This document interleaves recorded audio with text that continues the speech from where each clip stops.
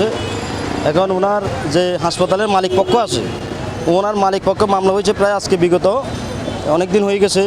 এখন এই মামলাটাকে পর্যবেক্ষণ করে তারা আমার কাছে ফোনে যোগাযোগ হয়, ফোনে আমাকে বলতেছে যে মামলাটা যে আমি কেন বাদী হয়েছেন, আমি কেন সাক্ষী হলেন, আমি উগ্র করে ফেলেন। আমার বলতেছে যে মামলাটা আমি সাক্ষী থেকে সরে যান, সরে গেলে আমার ভালো হবে। এরপরে ওনারা জেল কথা আমরা মামলা করছেন, ঠিক আছে, জেল এখনও কাটে কথা, জেলে এখনও ঢুকি নাই, 1 মিনিটের জন্য জেলে ঢুকি নাই। তাদের আলাদা একটা পাওয়ারফুলভাবে আমার একটা কথাবার্তা এগুলো বলতেছে। তো আমি বললাম আমার বোনের আমার সাথে কথাবার্তা বলেন, এরা বোনের আমার সাথেও কথাবার্তা বলতেছে না, এরা বলতেছে একটা পাওয়ার দেয় আমার সাথে কথাবার্তা বলতেছে। তো ওনারা মানে ঠেট, যেটাকে বলা হয় ঠেটের বিষয়ে কথাবার্তা বলতেছে। ওনারা একই কথা বলতেছে যে এই জেল মামলা জুলুম এগুলো কিচ্ছু হবে না, 10 বছর চালাবেন, 10 বছর আর এটা কিচ্ছু হবে না, এটা ঠিক হয়ে যাবে। সিভিল সার্জন মালিক পক্ষ নাজমুল হক মুন্না, আবার উনি এটাও বললো যে সিভিল সার্জন বিগত 3 মাস পরে চলে যাবে, এরপরে কি হবে, এই ধরনের আমার কিছু কথাবার্তা বললো। তো যাই হোক, আমি এটা একটা জিনিস প্রশাসনিক পর্যায়ে দৃষ্টি আকর্ষণ করতেছি, এত বড় শক্তি, এত বড় পাওয়ার এদেরকে কে দিয়েছে, তাদের ব্যাকগ্রাউন্ডে কে আছে, এই জিনিসটাও জানার দরকার। তাদের সুস্থ তদন্ত করে তাদেরকে বিচারের আওতায় আনা হোক, এটাই।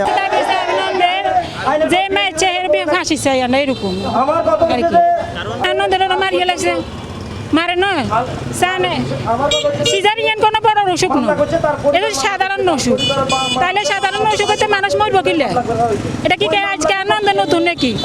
আর আনন্দের মাংস কিলে সিদ্ধ হইব, কিডনি কিলে আলাদা হইব, জরার মুখ কিলে ড্যামেজ হইব।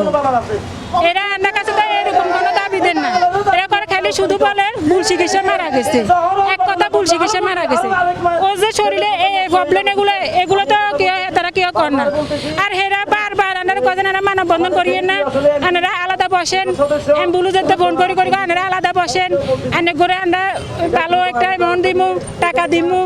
আর আমরা শুনিয়ে বিভিন্ন সংবাদের মধ্যে শুনিয়ে আমরা টাকা খাই বসে রয়েছি, আমরা কোনো বিচার দাবি করিয়েন না।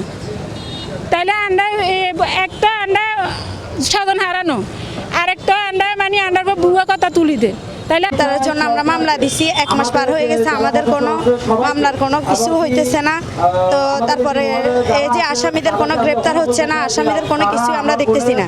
তো এটার জন্য আমরা একটা দাবি চাই, যে এই কারণে আমরা এখানে মানববন্ধন করতেছি, যে আমরা ওদের ফাঁসি চাই, ডাক্তারের ফাঁসি চাই।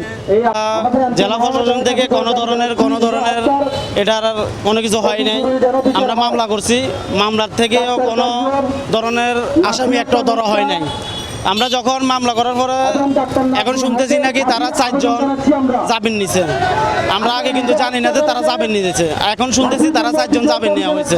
তা আমি চাই যে তারা তো এখনো গ্রেপ্তারই হয় নাই, তারা কিভাবে জামিন নিয়ে যায়? আমাদের দাবি তাদের সর্বোচ্চ শাস্তি চাই, আমরা সর্বোচ্চ তাদের ফাঁসি চাই। কারণ আমার বোনকে তো তারা অবহেলার কারণে মৃত্যু করছে। তারা যদি ভুল চিকিৎসা না করতো আজকে আমার বোন মৃত্যুর মুখে যাইতো না। তাদের ভুল চিকিৎসার কারণে আজকে আমার বোন দুনিয়াতে নাই। এখন আমরা তো সেটাই বলছি যে আমাদের এখন 2টা সন্তান আছে আমার বোনের, ও 2টা সন্তানের কি হবে, ও 2টা সন্তান কিভাবে মানুষ করবো আমরা?